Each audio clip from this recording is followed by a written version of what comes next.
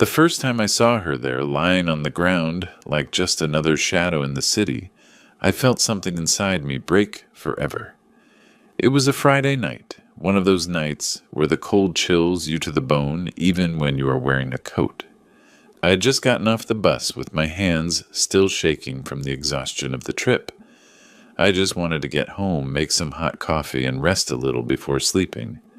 I did not expect to find anything out of the ordinary on that 5-block walk. But that night, God had other plans. I saw her from afar, a hunched shape on the corner between two cardboard boxes. She did not move, she did not speak, she did not ask for help. At first I thought she was just another homeless person like so many who sadly populate the streets when night falls. But something made me look twice.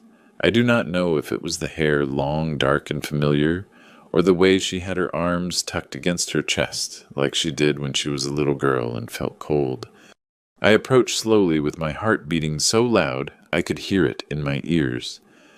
When I was less than 6 feet away, my world collapsed. It was my daughter, my little girl, my blood lying on the street as if she were worth nothing. "Oh my God," I whispered, feeling my legs fail me. "Sarah, Sarah, what are you doing here?" I knelt beside her, although my knees protested at the clumsiness of my movements. Her face was dirty, marked by the dust of the street. Her skin was cold, her lips cracked. Her clothes were worn out and torn in several places. One sneaker did not belong to her. It looked too big. The other was barely a piece of sole held together by 2 threads. I touched her shoulder carefully. "My love, wake up, please." She opened her eyes slowly as if she struggled to remember where she was. When her gaze focused on me, a mixture of surprise, shame, and relief crossed her features. "Dad," she whispered with a broken voice, "what are you doing here?" I could not speak. My throat closed up in a way I had never felt before. I just took her by the arms and hugged her. She cried against my chest, weak, exhausted, as if she had not done so in years. My hands shook as I stroked her hair, trying to understand how it was possible that my daughter, the same one I had raised with so much love, was sleeping on the street, like a stranger abandoned by the world. "Get up, honey," I managed to say at last with a ragged voice. "We are going home right now. You are not staying here 1 second longer." She trembled when she tried to stand up. We had to do it little by little, leaning on me like she did when she was small and was afraid to walk alone on stormy nights.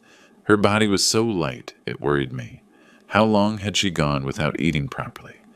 How many nights had she slept like this, exposed to the cold, to the danger, to the indifference of people? "Dad," she said again, almost in a whisper. "He left me with nothing." Her voice broke pronouncing that sentence, and I understood everything. I did not need to hear more to know who she was referring to. Her husband, the same one I never fully approved of, the same one she defended so many times, the same one who convinced her that I was too protective, the same one who promised to take care of her, and he destroyed her. But it was not the time for questions. It was not the time for guilt. It was the time to take her home and protect her. I helped her walk the few blocks to my house. Every step seemed to weigh a ton. She cried in silence. I did too, although I did not let her see me. When we entered, I wrapped her in a warm blanket and sat her on the sofa.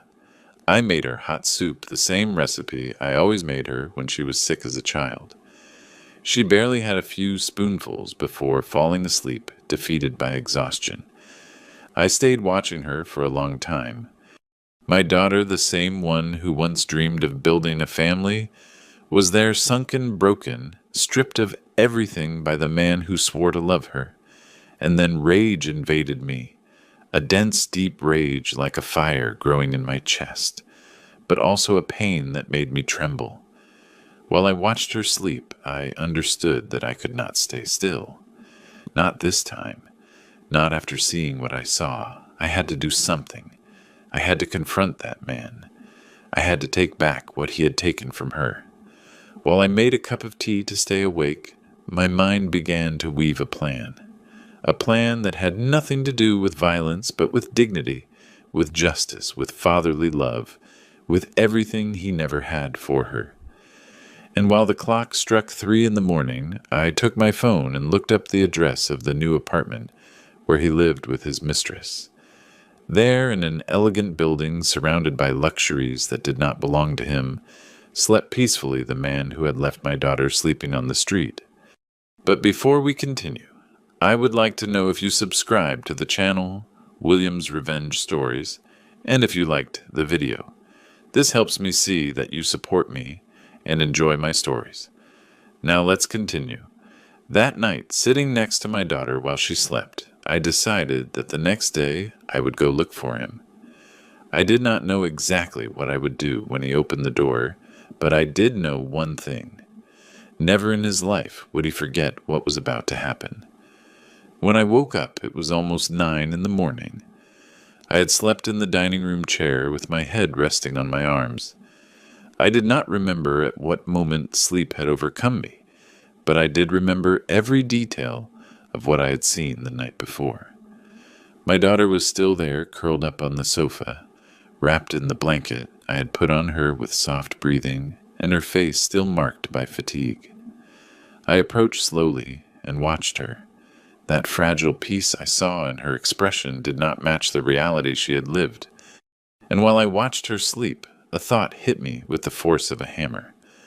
My daughter was missing from my life completely for 2 years, and I never imagined she was like this. It hurt me. It went right through me. It destroyed me on the inside.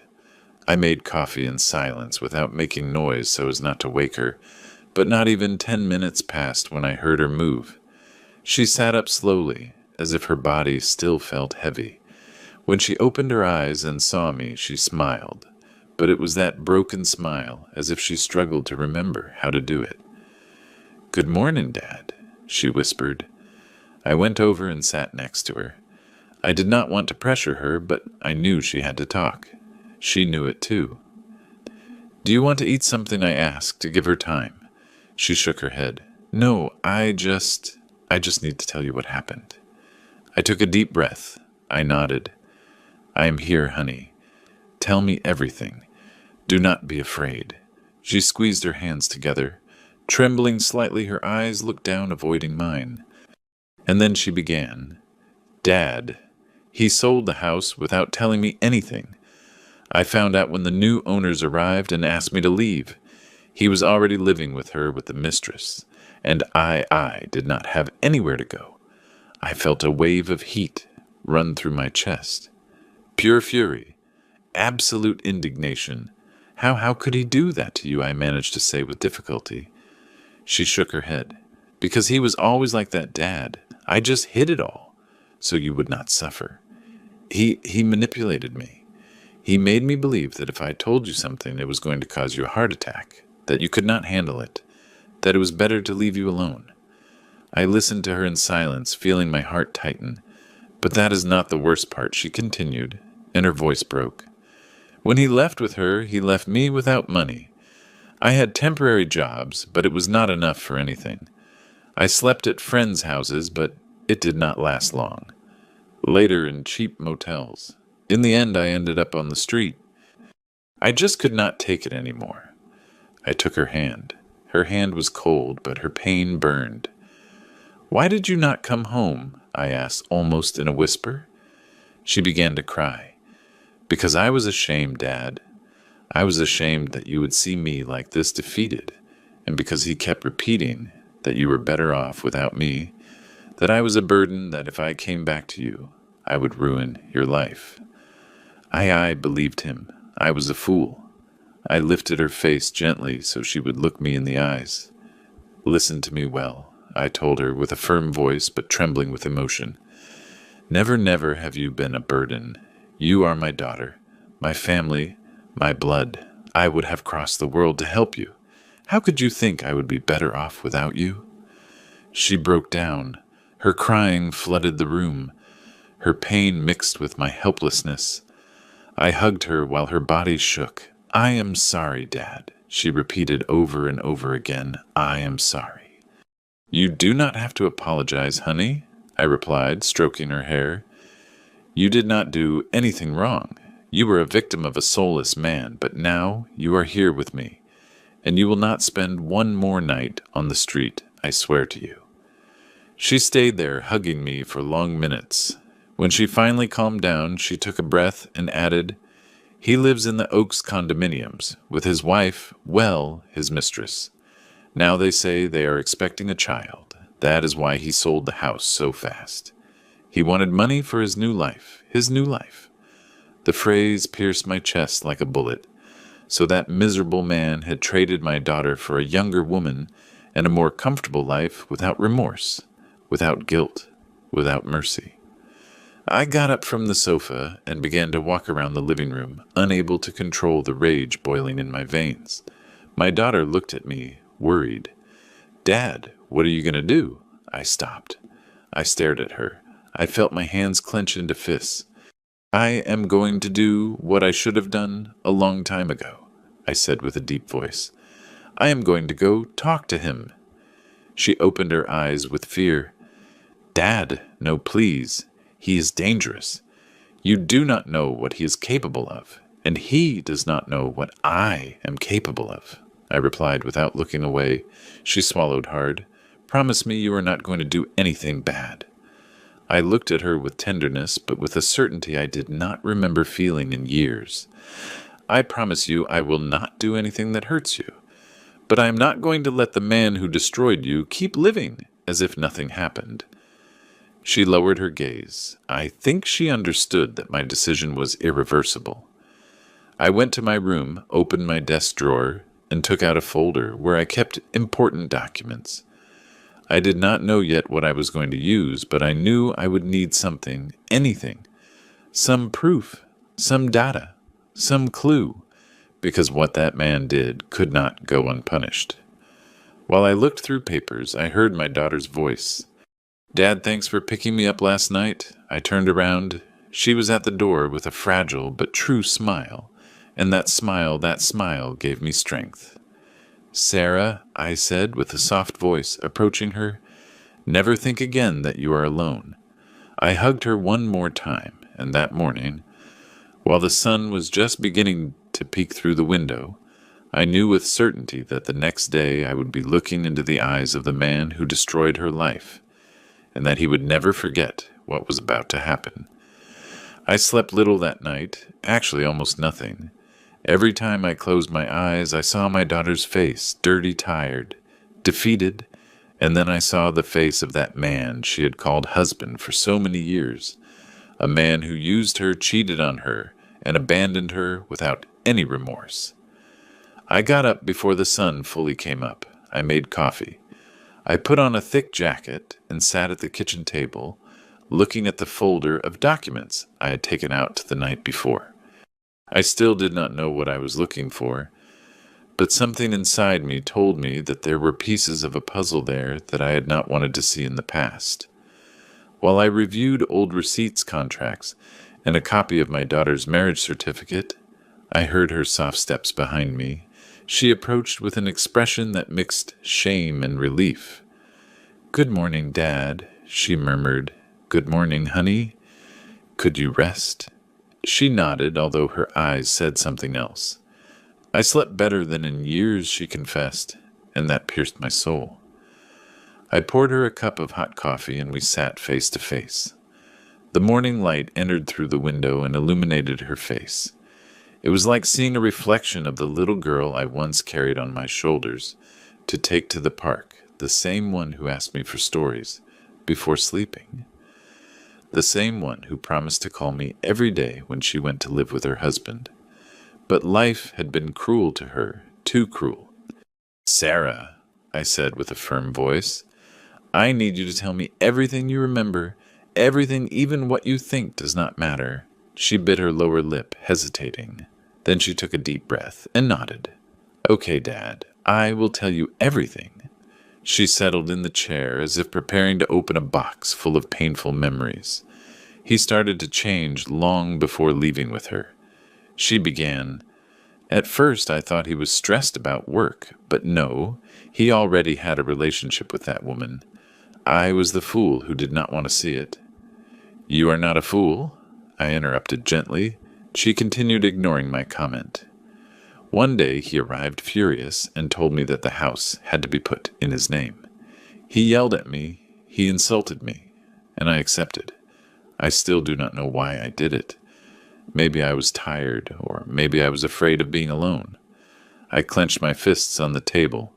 And when did he sell the house? A month later, she replied, lowering her gaze. He told me the sale was for a project. But I did not see a single cent. When I asked him, he yelled at me that it was none of my business. Then he disappeared for 2 days, and when he returned, he was already planning to leave with her. My breathing became heavy, and no one helped you. No lawyer, no friend. He convinced me that if I reported him, he could say that I was mentally unstable and that I would lose any right. He even said he could take away my last name. He terrified me. Dad, I felt something I could not describe. It was not just rage. It was an ancient, deep, almost primitive pain, as if the injustice committed against my daughter had been nailed into my own skin. I got up from the chair without wanting to, driven by the need to walk. She looked at me worried. Dad, what are you thinking? I am thinking, I said with a racing heart, that man is going to pay for everything he did to you. That I'm going to look him in the eyes and I'm going to remind him who I am, and that I am not going to allow him to destroy your life again. Never again. She stayed silent. Then slowly she spoke. Dad, I am scared. I turned and looked at her with tenderness. You do not have to be scared. Not while I am alive. She got up and hugged me. Her body trembled mine too. We were two wounded souls trying to find strength in each other. When she pulled away, I thought she wanted to rest, but she went to her bag and took out an envelope that was crumpled and almost torn. I found this a long time ago, she said. He does not know I have it. I kept it without knowing why, but maybe it will be useful to you. I took it in my hands. I opened the envelope carefully. Inside were copies of printed emails, contracts, text messages, all related to the sale of the house. There were suspicious bank movements, deposits to unknown accounts, and one thing that caught my attention, a message from the mistress telling him, sell it now. We need it to close the deal on the apartment. I rested my hands on the table. I felt that everything fit, every piece, every deception, every lie. That man had not only abandoned my daughter, had not only manipulated her, had not only left her on the street, he had scammed her. He had stripped her of everything that was hers, and on top of that, he had used that money to build his new life. I stood for a long minute looking at those papers. There was the beginning of my path. There was my weapon. There was the door to destroy what he had built. I returned the papers to my daughter and caressed her face. Honey, thanks for trusting me. She smiled weakly. What are you going to do with that, Dad? I took a breath. I'm going to get justice, but not with blows, not with violence. I am going to do it as it should be done, with intelligence, with strategy, and with calm. I took a step toward the window and looked out. Today I am not going to go see him yet, I added. Not until I have everything I need. But soon, very soon, he is going to know what it is to face a father who has seen his daughter suffer. She approached, rested her head on my shoulder, and murmured, Dad, I am afraid he will hurt you. I smiled without looking at her. Do not worry. He is not going to touch me. He will not be able to.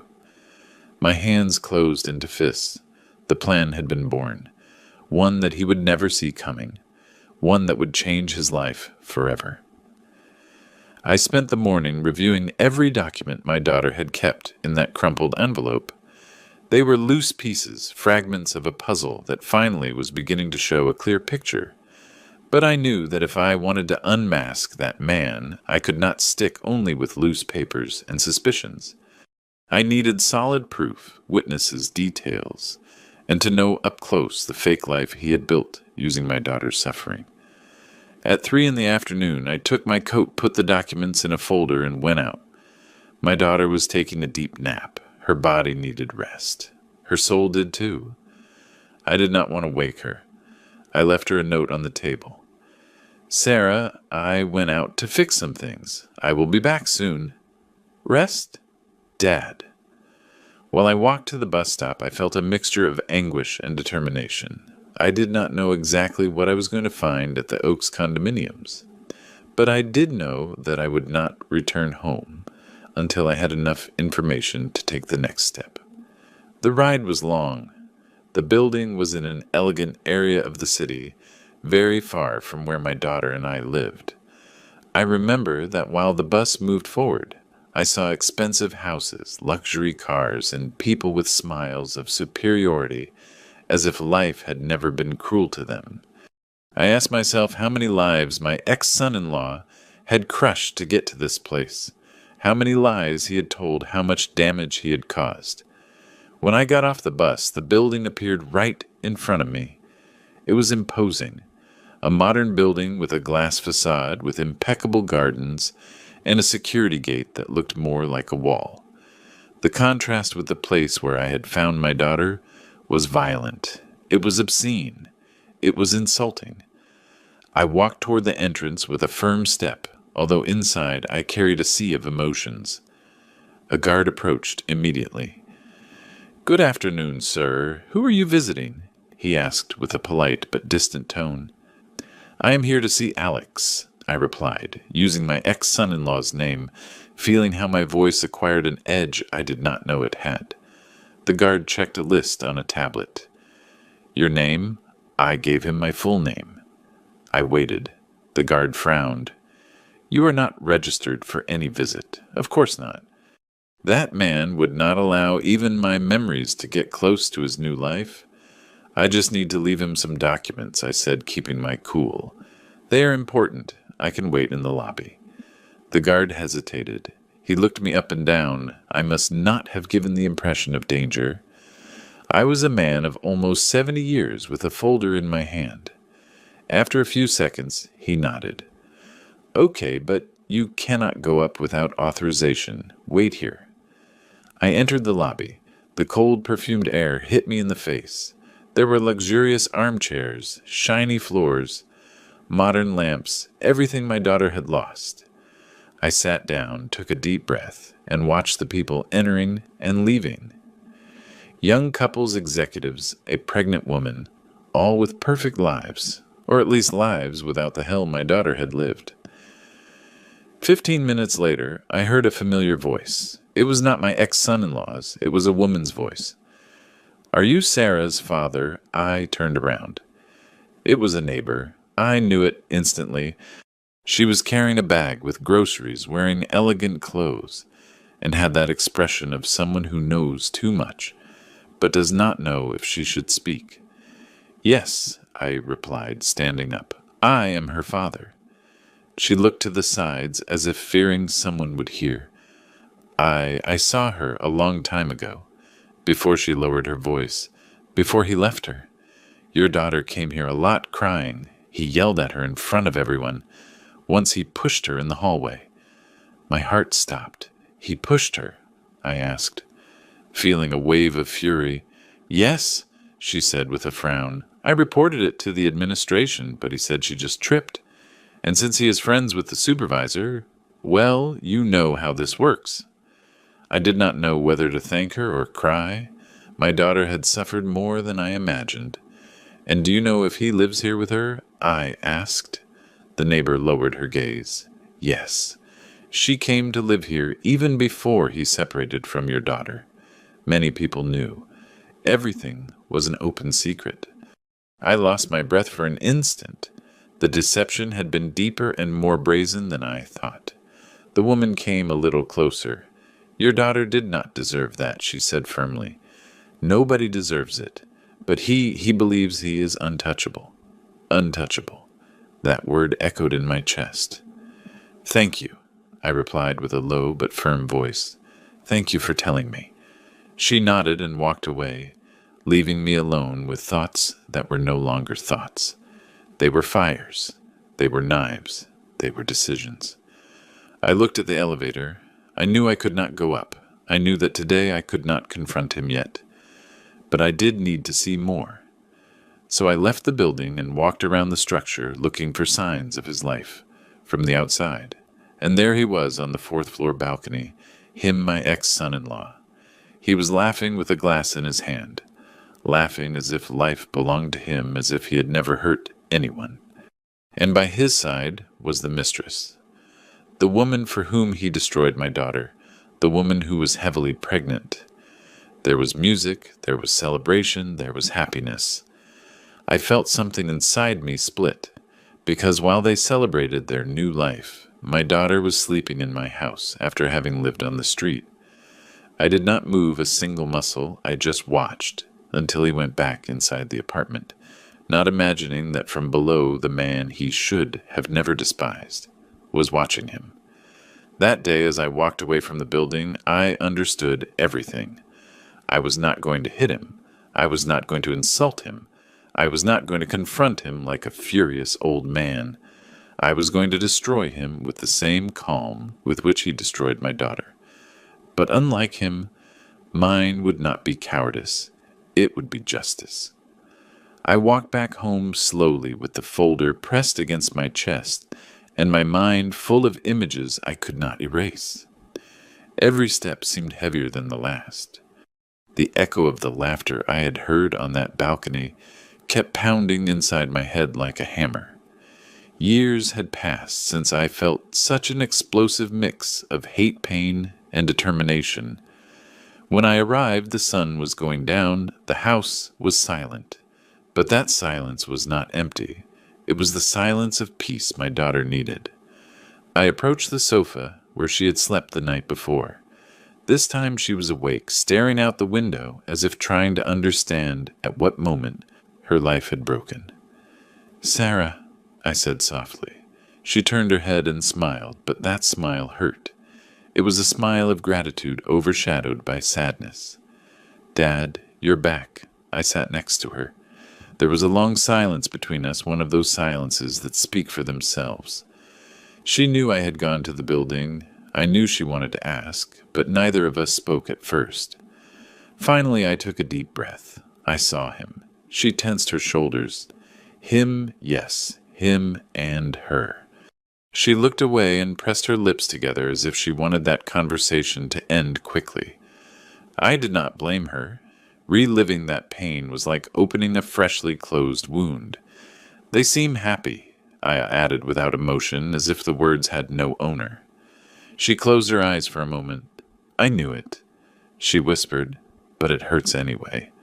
I took her hand and squeezed it. "Honey, you do not deserve to carry this shame. You do not deserve to carry his trash on your back. He did not destroy you because you were weak. He destroyed you because you are good. And good people sometimes trust the wrong person." Her eyes filled with tears, but she did not cry. She stayed still, listening. "I do not want to avenge you out of anger," I continued. "I want to do it because he owes you, because he snatched your home, your dignity, your peace of mind, and because I, as your father, am not going to die without making sure you get your life back." Her lips trembled. "Dad, please do not do anything that puts you at risk." "I will not," I replied firmly. "I am not an impulsive young man anymore, and I do not need to yell at him or touch him to destroy him. What I will do, I am going to do well. I am going to do it like a man who has lived long enough to know that justice is more powerful than rage." She stayed looking at me for a long time, as if she were trying to recognize herself in my words, or perhaps trying to recognize the father she once thought invincible. "Dad, I love you," she said, breaking a little. I hugged her, a long, real hug, one of those that hold the soul together. I felt her tears on my shoulder, and I thought that, although the world had been cruel to her, I would never allow it to trample her again. When she calmed down, I helped her stand up. She walked to her room with slow steps, but more secure than the day before. I stayed alone in the living room. I looked at the folder on the table, the documents, the messages, the proof of the betrayal. And there in that heavy silence, I felt the clarity I had been waiting for since the moment I found her sleeping on the street. It was no longer just pain. It was no longer just rage. It was a purpose so solid it seemed part of my own body. I approached the window. Night had already fallen. The streetlights illuminated the solitude of my home. I thought about my daughter sleeping safe under a roof again. I thought about the man who had destroyed her and who now lived like a king. I thought about the woman accompanying him about her pregnancy, about the perfect life they had built on lies. And without realizing it, I spoke in a low voice. Tomorrow I will start. But before continuing, I would like to know if you subscribe to the channel and if you like the video. This helps me see that you support me and enjoy my stories. Now, let's continue. I took the folder and opened it once more. Every document was a seed of truth. Every message was a crack. Every signature, every date, every printed conversation was a knife I could sink with surgical precision. I did not need violence. I did not need threats. I did not need to risk my freedom or my integrity. I just needed to organize it all, and then I knew what I had to do. I began to classify the papers by dates, then by type, then by legal relevance. I took out an old notebook I kept in the drawer, that one where I wrote down household expenses, birthdays, and reminders. That day, that notebook became my weapon. There I traced the first lines of the plan. A slow plan, a cold plan, a plan impossible to stop when it started rolling. My ex-son-in-law had a weak point, one he had not noticed until that moment. The mistress did not know that the house he sold belonged to my daughter. She did not know it was bought with mutual effort from both of them. And above all, she did not know that he committed fraud by putting the property in his name through emotional manipulation and threats. The walls of that luxurious apartment were built on a secret that only I could destroy. I closed the folder. I breathed deeply. I looked at the clock. 10 at night. My daughter was sleeping peacefully in her room. I, on the other hand, was awake, more awake than at any other moment of my life, because I knew something with absolute certainty. Tomorrow would be the beginning of the end for him, and the beginning of a new life for my daughter. I slept barely a few hours, but I got up with a clarity I had not felt for decades. The sunrise entered through the window like a golden line, splitting the darkness of the bedroom in two. I dressed slowly with the solemnity of someone preparing for something inevitable. I washed my face, combed my gray hair, and looked in the mirror. I did not see an old man. I saw a father.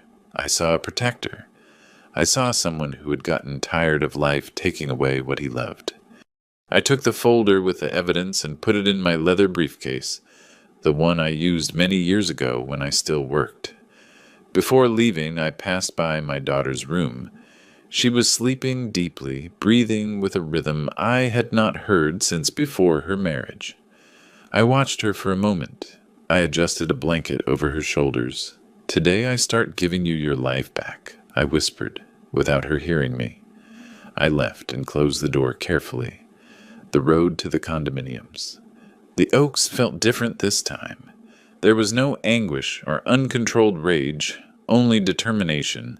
Every step was a silent declaration. I am coming for you, for what you did, for what you destroyed. When I arrived, the guard recognized me. He took a deep breath, as if he already sensed the storm I brought with me. "Good morning, sir," he said with certain discomfort. "I am here to see Alex," I replied bluntly. "Let me call," he stammered. "No," I interrupted, staring at him. "Do not call. I'm going up." The guard hesitated. He looked toward the booth. He looked toward the building. He knew he could not stop me without causing a problem. Finally, he gave in. "He is on the 4th floor, apartment 4B. I nodded, storing the address in my memory as if I had waited for it all my life. I passed the turnstile and entered the lobby. The elevator took ages to open, but once inside, the metallic silence felt like a solemn preamble. I watched my reflection in the doors, a man with eyes full of a fire that no one could put out. When the doors opened, the hallway was empty. I advanced slowly, feeling every heartbeat in my chest like a drum announcing battle. In front of door 4B, I stopped. I breathed. I organized my ideas. And I knocked. At first, there was no answer. I knocked again, harder. I heard steps. Familiar steps. Steps my daughter must have heard thousands of times approaching her to hurt her. The door opened slowly, and there he was. My ex-son-in-law, younger than me, physically stronger, more arrogant than ever. He was wearing expensive sportswear. He had an arrogant smile. Until he saw me, his face changed. The smile died. His eyes widened with a mix of surprise, annoyance, and fear. "You," he spat the word as if I were a plague. "What are you doing here?" I did not answer immediately. I watched him carefully without rushing. He got uncomfortable. "You have no business in my house," he added, trying to recover his tone of superiority. "I came to talk to you," I said finally, "and I am not leaving until I do." He let out a short, nervous laugh. "Talk about what?" "About your daughter." "She brought what happened on herself. I am not going to be responsible for a useless woman incapable of supporting herself." There I felt it. My stomach turned. My blood boiled, but I did not raise my voice. I did not move forward. I did not touch him. I just took a deep breath. "I am going to repeat this only once," I said, with icy calm. "Speak about my daughter with respect, or it will be worse for you." He frowned. "Worse? Are you threatening me, old man?" "No," I replied, locking eyes with him. "A threat is saying something that might happen. I do not work with might. I work with facts." He laughed again, now louder. "And what are you going to do? Hit me? Call the police? Tell the world your daughter is a failure?"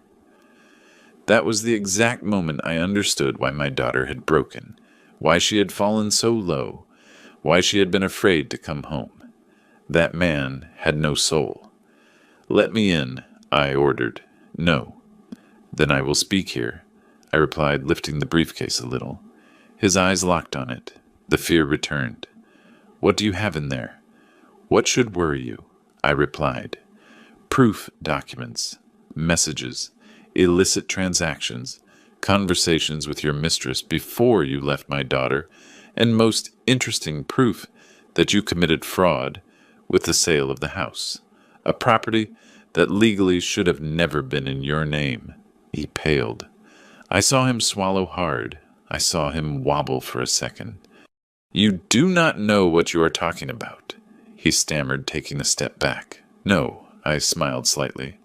"I know everything, and what I do not know, I will find out. Today I came to warn you. Tomorrow I will not warn anything." He was breathing fast. He looked inside the apartment nervously. Someone was moving in the kitchen. The mistress. Then I knew he did not want her to hear.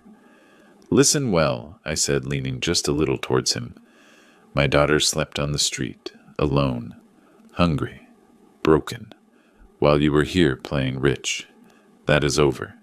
You cannot prove anything," he tried to reply, but his voice was shaking. "Today I am not coming to prove it. Today I am coming to tell you. Tomorrow will be different." He opened his mouth to say something else, but he could not. He stood there paralyzed, looking at the man he thought was weak just for having gray hair. I smiled, a small, controlled, dangerous smile.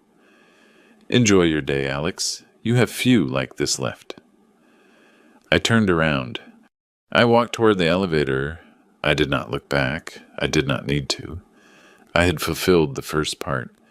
He already knew I had found him, and he knew, although he would not admit it, that this time he could not escape.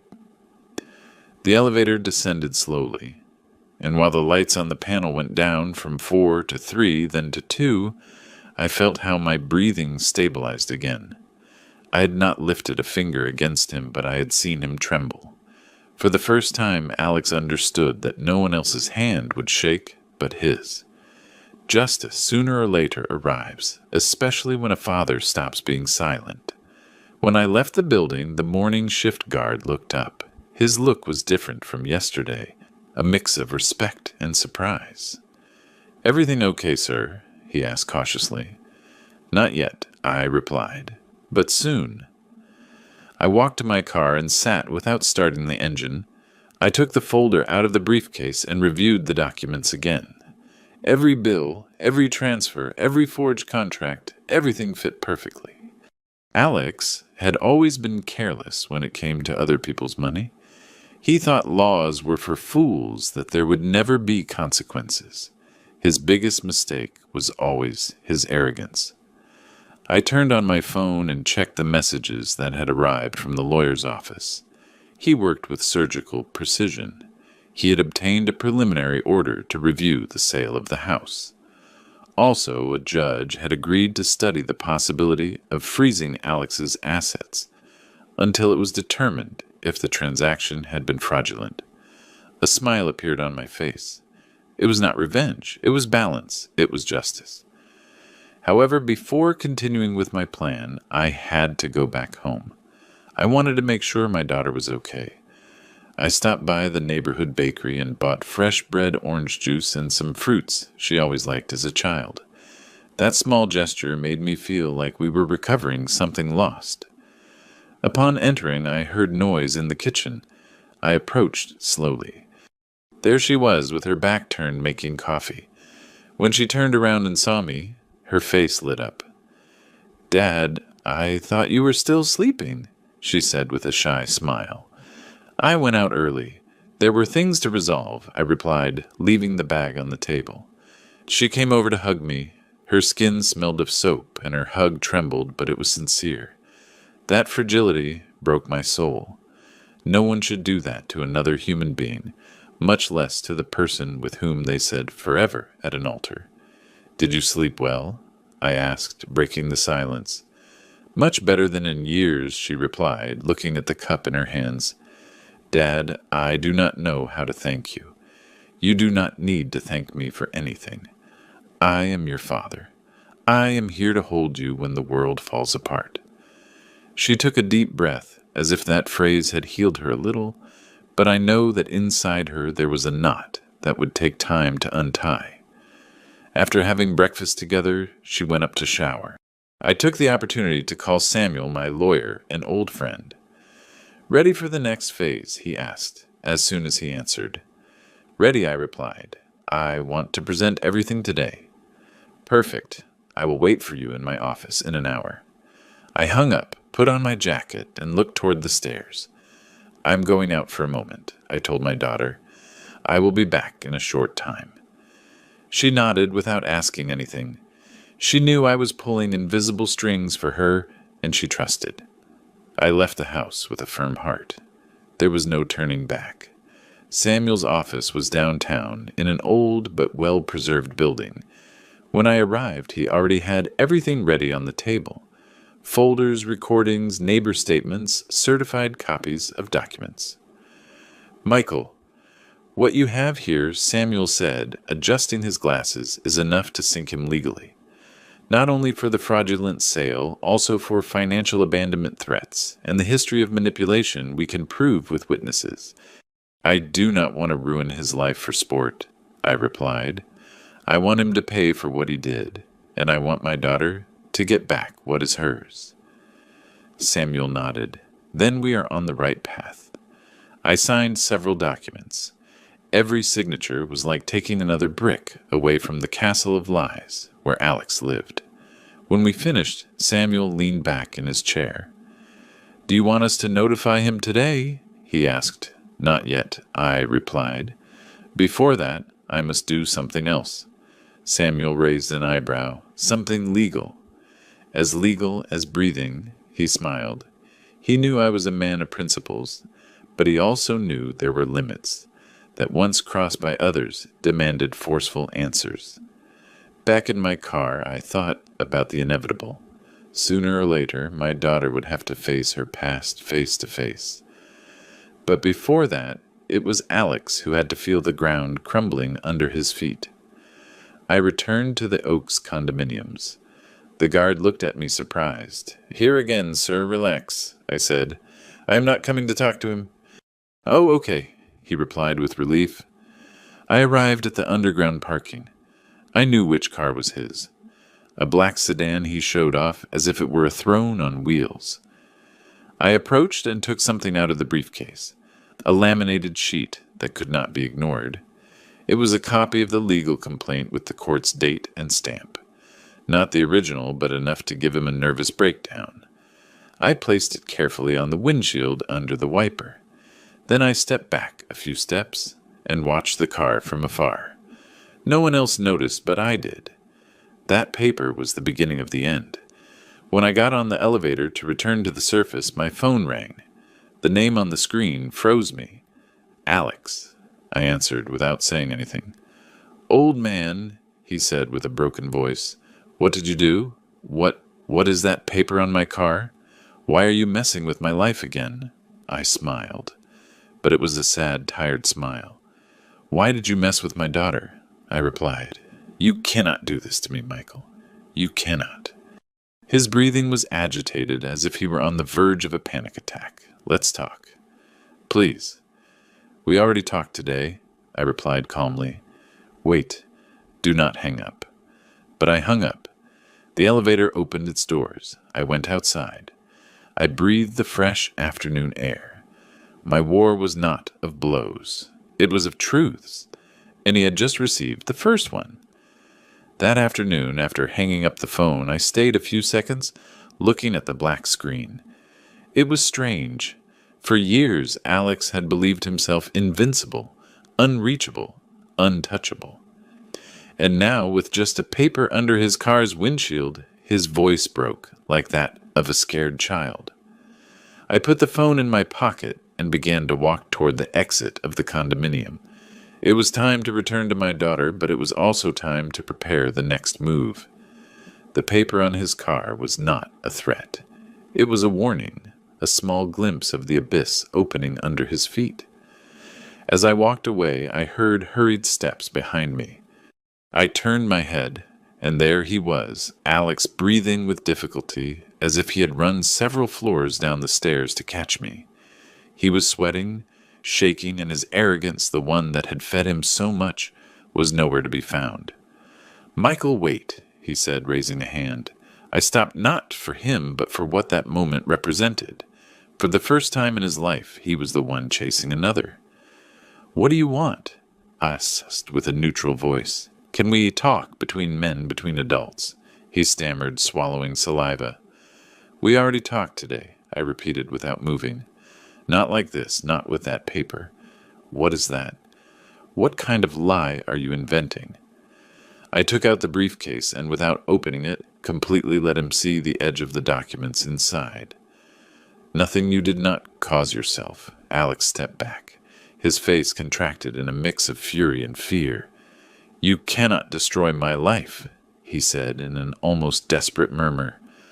"Like you destroyed my daughter's," I replied, staring at him. "Like you left her homeless. Like you abandoned her. Like you pushed her. Like you humiliated her, so she would never come back to me. Is that what you want us to forget?" He opened his mouth, but had no answer because the truth cornered him more than any blow. "That is in the past," he tried to say, recovering a little air. "We have to look forward. You looked forward when you sold what was hers," I replied, taking a step toward him. "Now it will be your turn to look back at everything you did, and this time you will not be able to hide." He tensed. "Michael, I have a life now, a son on the way. I do not want problems. I did not want them either," I answered coldly. "But you created them, and the difference between you and me is that I take responsibility for what I do." He remained silent, but his breathing betrayed that he was on the verge of collapse. That man who had made my daughter cry so many times was now afraid of a few sheets of paper. Without saying more, I turned around. He did not follow me. He did not dare. On the way home, I called Samuel. I want to see the mistress, I told him. The mistress? He repeated, surprised. Yes, I need her testimony. Even if she does not give it officially, I need her to know who she is living with. Samuel sighed. Michael, that can complicate. I know, but it is necessary. He knew he could not stop me. Okay, I will send you her address. My phone vibrated seconds later with a message. Address, apartment number, full name. Upon arriving home, my daughter was sitting at the table, reviewing an old notebook. When she saw me enter, she gave me a soft smile. Dad, you did something right? I nodded. The first step. She did not ask more. She did not want details. Maybe she was afraid to hear the truth. Or maybe she trusted me more than any explanation. We ate together, a simple meal but full of something we had not felt in a long time. Hope. After dinner, I accompanied her to her room. I said goodnight and waited for her to fall asleep. When I knew she was resting, I took the briefcase again. It was time to continue. The mistress's address was in another elegant neighborhood, a smaller building but equally expensive. I arrived near 9 at night. The doorman stopped me. Who are you looking for? Ashley? I replied, using her first name. He checked a list. Who are you? An old acquaintance. I did not lie. I had seen her next to Alex more times than I would have liked to remember. The doorman hesitated a moment. Then he called the apartment. He spoke in a low voice. He hung up. You can go up, he said finally. When I reached the apartment door, I heard a female voice on the other side. Who is it I am, Michael? I replied. Sarah's father. There was a silence. Long, tense, deep. The door opened a few inches. Ashley was there with her hair tied back, swollen eyes, and an elegant robe. Her rounded belly showed her advanced pregnancy. Come in, she said finally, opening the door completely. I entered without taking off my jacket. Ashley sat on the sofa, with a hand resting on her belly. I know why you came, she said without looking at me directly. Oh, really? I replied. Alex called me. He is scared. I sat in front of her. He should be, I replied calmly. She sighed and finally looked me in the eyes. He told me that you want to ruin him. He ruined himself alone, I said, without blinking, and he dragged my daughter with him. I'm just putting things in their place. She lowered her gaze. She looked nervous.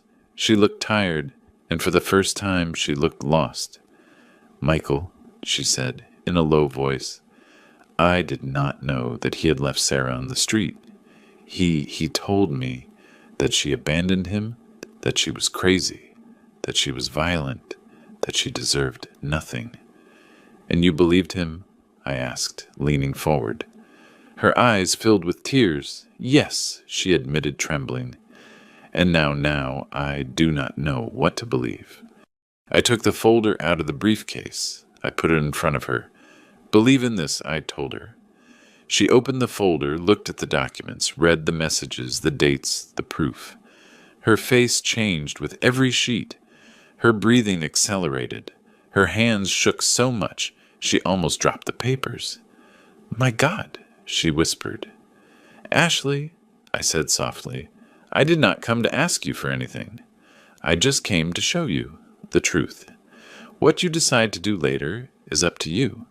She looked at me with red eyes. He told me that you were violent, that your daughter left because you were a bad father. Did he tell you that? I asked with a bitter smile. Yes. Then you already know who Alex is, I replied, standing up. A man who always needs a monster to justify his mistakes. She broke down crying. She cried as if her world had collapsed. And in silence I knew I had achieved something deeper than any legal blow. I had broken the only emotional refuge Alex had. When I left the apartment, I took a deep breath. The night air was cold but liberating. Alex did not know it yet, but what I did that day would be impossible to reverse. The next morning when I woke up, the house was silent. The sun entered through the dining room window, illuminating the table where my daughter used to sit and write in a notebook that was already worn by so many tears. I made myself a coffee and stayed a moment watching her bedroom door. She was still sleeping. She looked so calm when she rested, so different from the broken woman I had found lying on the street. I took a sip and looked at the clock. At 8 sharp, the phone vibrated. It was Samuel.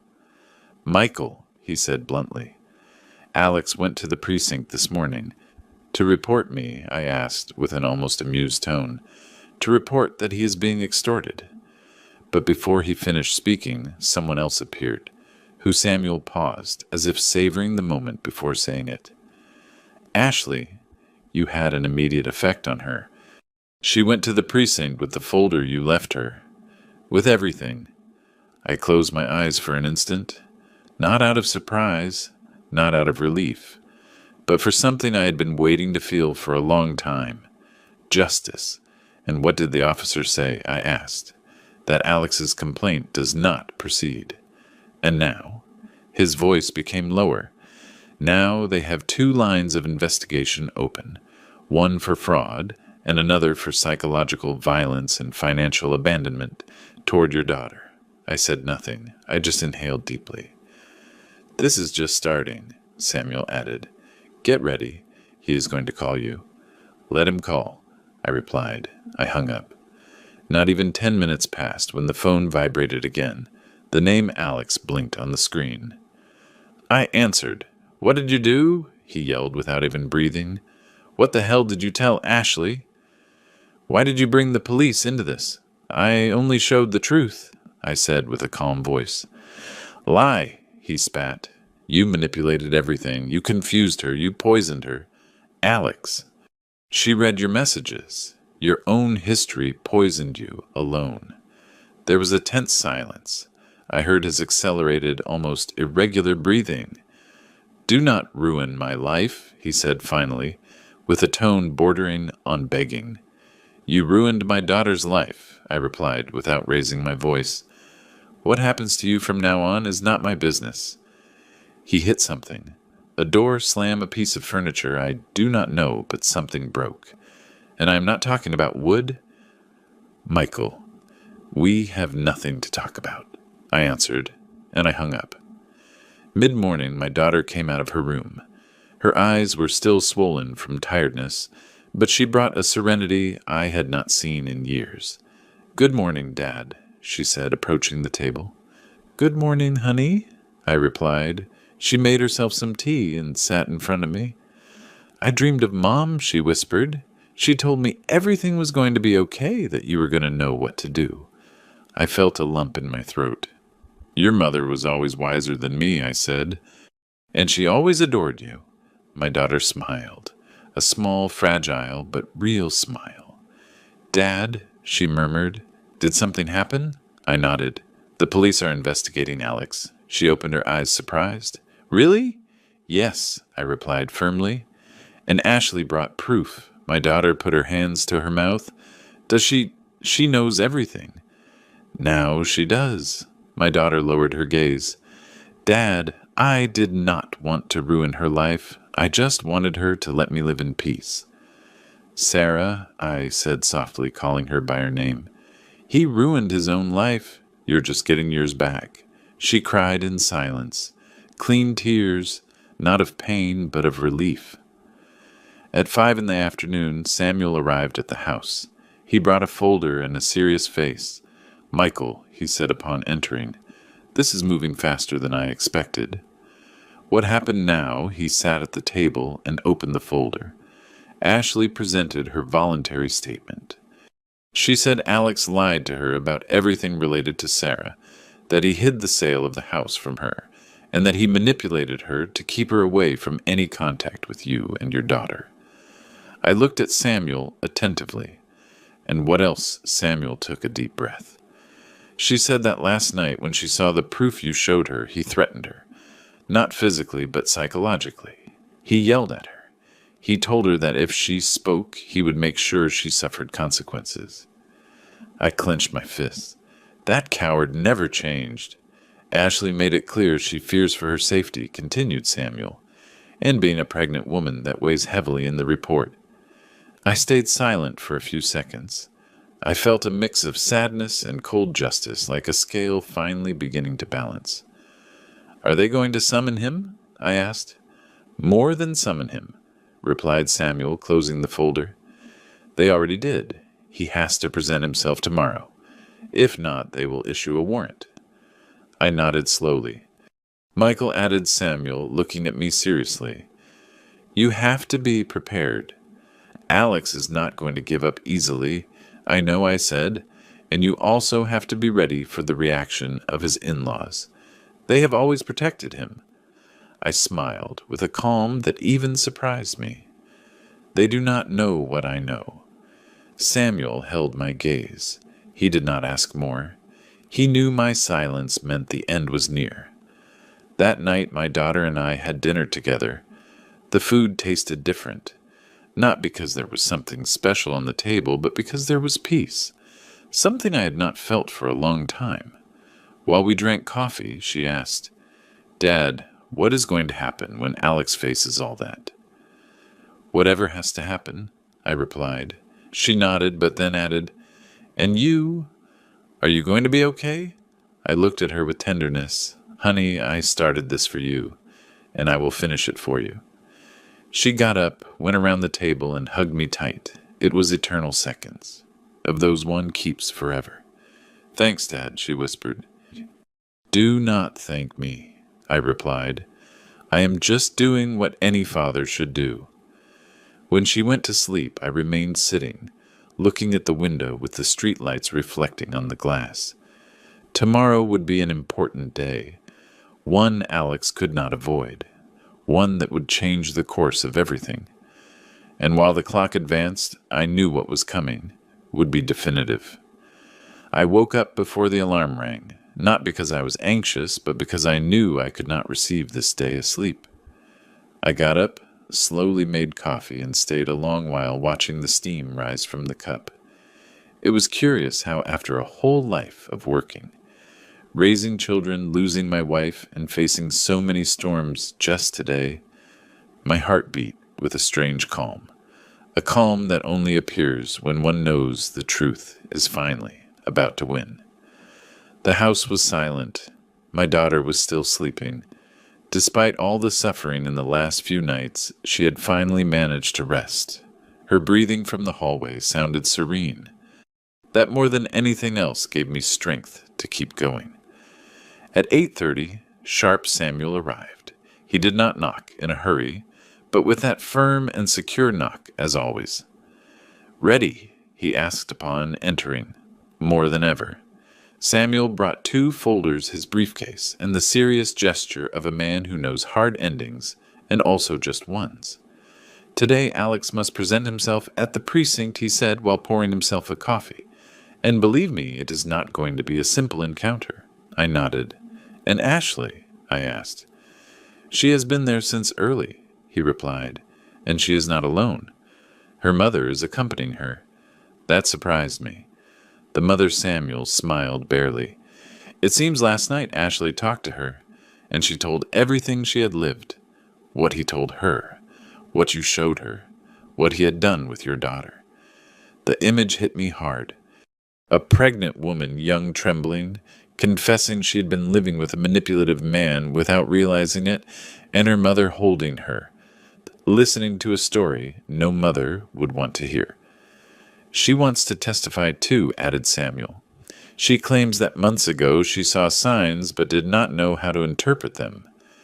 I let out a long sigh. Then today everything will be known, I said. Samuel denied softly. A part. But it will be enough for Alex to stop pretending to be a respectable man. At 10 we left for the precinct. The place was busier than usual. There were voices, whispers, people entering and leaving, and there, sitting with her gaze down, was Ashley. I had not seen her since that night. Her hands rested on her belly, and it was clear she had cried recently. I approached slowly. Ashley, I greeted with a warm tone. She looked up. Her eyes were red, but in her expression there was something more than sadness. There was decision. "Mr. Michael," she whispered, "thank you." "Thank you for opening my eyes," I denied softly. "Do not thank me. You opened your eyes alone. I showed you a mirror." She pressed her lips together and nodded. "My mom is inside," she said. "She is talking to the officers." "Good," I replied. "It is important." At that moment, the precinct door opened suddenly. Alex appeared. He was dressed well, as always, but his appearance was far from his usual arrogance. He had a wrinkled shirt, messy hair, and agitated breathing. But the most shocking thing was his look, a mix of fear, rage, and desperation. When he saw Ashley, his face tensed. When he saw me, he lost color. "You," he spat between his teeth. "So you did it. You turned everyone against me." "No, Alex," I told him calmly. "You did it alone." Ashley stepped back when he approached. Instinctively, I put myself in front of her. "Alex," I warned him, "not one more step." He looked at me with a hatred I had never seen in anyone. "You destroyed my life," he said. I tilted my head a little. "No. I just stopped allowing you to destroy my daughters." Samuel took a step forward. "Alex, it is time. Go inside." He stayed still as if his body refused to move. "I am not going to declare anything," he said. "Perfect," replied Samuel. "We will do it without you." That "we will do it without you" hit him more than any insult. Inside, the scene was different. Ordered, cold, official. Statements were taken one by one. First, Ashley spoke. I heard her from behind the glass. Her voice was soft but firm. She told everything. The yelling, the lies, the manipulations. The nights Alex made her feel responsible for everything he did. She spoke about the sale of my daughter's house, about how he had deceived her, telling her Sarah did not want to fight for anything. And finally she spoke about fear. That was what impacted the most. The officer looked at her with empathy and wrote down every word. Then her mother spoke. Her statement was forceful. "My daughter changed since she is with him." I thought it was the pregnancy, but no, it was him. The officer finished the note with a serious expression. Alex was called next. The room became so silent, the typing of a computer could be heard at the other end. I was waiting in the hallway when suddenly the door opened and he came out furious. "They invented everything," he yelled. "Everything. It is a lie. She is manipulated by this old man." He pointed at Samuel, then at me, then at Ashley. "You two ruined my family." Alex said Samuel, with forced calm family, is not ruined by showing the truth. It is ruined by hiding it. Alex trembled from head to toe. "I do not plan to lose everything for an exaggeration," he growled. "You already lost it," I said softly. His jaw clenched. I saw something in his eyes I had never seen before, the certainty that there was no way out. Hours later, we returned home. My daughter was making soup. She rushed toward me. "How did it go?" she asked. I looked at her, took a deep breath, and placed my hands on her shoulders. "It is over, honey. He is cornered. He cannot hurt you anymore." She stayed motionless. Then she began to cry, but it was a different cry, as if her body expelled years of retained pain. I hugged her. I felt her head tremble on my chest. "Dad, why did it take me so long to leave him?" she asked between sobs. "Because you believed in love," I said. "And that is not a mistake." She separated a little and looked at me with red eyes. "Do you think I will be able to start over?" I stroked her hair. "You will. You are not alone. You will never be again." That night, while she slept, I received a message. It was Samuel. "Michael. A restraining order was just issued against Alex. Also, they will start the formal investigation process. Tomorrow I will tell you more." I read it several times. I felt immense relief. Not because I wanted to see him sunk, but because for the first time in years, my daughter could lift her head without fear. I poured myself a whiskey. I sat in the armchair and sighed, long, deep, liberating. Suddenly my phone vibrated again. It was an unknown number. I answered. Silence. Then a broken voice. Michael. It was Alex. I do not want problems, he said. I just want to talk to you. Man to man. Just that. I remained quiet. I am destroyed, he continued. I lost Ashley. My family does not want to see me. And now facing the law, I do not know what to do. I did not answer. I know you. His voice broke. You are right. I was a monster. That did surprise me. Michael, he swallowed saliva. I just want to ask for forgiveness. I do not know if it helps. I do not know if it changes anything. But I had to say it. I took a deep breath. Alex, I said with a firm voice, it is not me who has to forgive you. There was a long silence. I know he whispered and hung up. When I left the phone aside, I stayed looking at the wall. I did not feel satisfaction. I did not feel revenge. I just felt the circle had closed. My daughter was sleeping safe in the next room. Ashley, pregnant, was far from a man who could have destroyed her life. Alex, for the first time, was facing the real consequences of his actions, and I could sleep without the feeling that I was failing my wife's memory. I finished the whiskey. I turned off the light, and while I went up the stairs, a certainty accompanied me. We had survived, and tomorrow would be better. There are moments in life that seem to steal your air, but there are also others that give it back to you. Today, sitting at the table where my wife and I shared so many memories, I look at my daughter asleep on the sofa, hugging a blanket, breathing calmly, and I understand that it was all worth it. I never imagined I would have to rescue her from such a deep fall. I never thought I would find her sleeping on the street, with the same clothes she one day left her house with, believing that love was enough to be happy. That day I felt my heart breaking, but I also understood that a father never stops being a father, not when his child grows up, nor when life goes wrong. In these months, I have learned that justice is not always fast, but when it arrives with a force that changes everything. My daughter has started therapy. She is rebuilding her self-esteem, and she has returned to looking in the mirror without shame or fear. And I have returned to feeling that I still have something to offer this world, even though I am close to turning 70. Regarding Alex, I do not hold a grudge. I do not need it. Life itself has taken charge of showing him that actions have consequences. He lost more than a house or a position. He lost the mask with which he deceived so many, and although he asked me for forgiveness, he understood that forgiveness was not mine to grant. It was my daughter's, and she someday will decide what to do with that wound. But the most important thing is not what he lost, but what we gained.